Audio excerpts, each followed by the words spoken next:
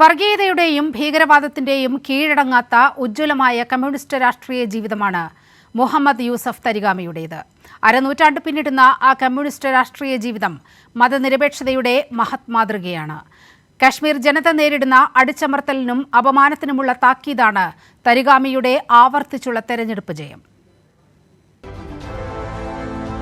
കനൽ ഒരു തരിമതി എന്ന് പറയുന്നത് പോലെ കനൽ ഒരു തരിഗാമിയും മതി. അക്ഷരാർത്ഥത്തിൽ ജമ്മു കാശ്മീരിന്റെ ചെങ്കനൽ തരിയാണ് മുഹമ്മദ് യൂസഫ് തരിഗാമി.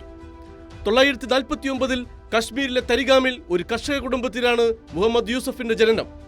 തരിഗംവാല എന്ന അർത്ഥത്തിൽ തരിഗാമി എന്ന് ആദ്യം വിളിച്ചത് കശ്മീർ മുഖ്യമന്ത്രിയായിരുന്ന ഷെയ്ഖ് അബ്ദുള്ള. 967 18-ാം വയസ്സിലാണ് തരിഗാമി കമ്മ്യൂണിസ്റ്റ് ആയത്. കശ്മീരിലെ നിർബന്ധിത അരിസംഭരണത്തിനെതിരെ കർഷക സമരം നയിച്ച് ജയിലിൽ പോയി അരിഗാമിയുമായി.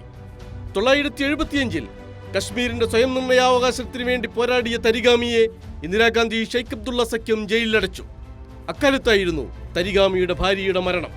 979 പാകിസ്ഥാനിൽ സുൽഫിക്കർ അലി ഭൂട്ടോയ്ക്ക് വധശിക്ഷ നൽകിയപ്പോൾ ശ്രീനഗറിലുണ്ടായ കലാപത്തിലും വേട്ടയാടപ്പെട്ടത് തരിഗാമിയായിരുന്നു.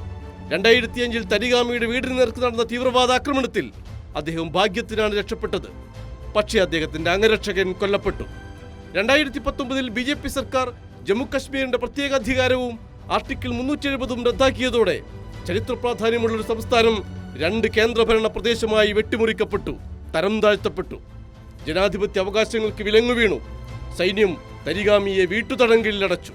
Party general secretary Sitaram Yechury supreme കോടതിയിൽ നിയമപോരാട്ടം നടത്തിയാണ് തരിഗാമിയെ സന്ദർശിക്കാൻ പോലും അനുമതി വാങ്ങിയത്.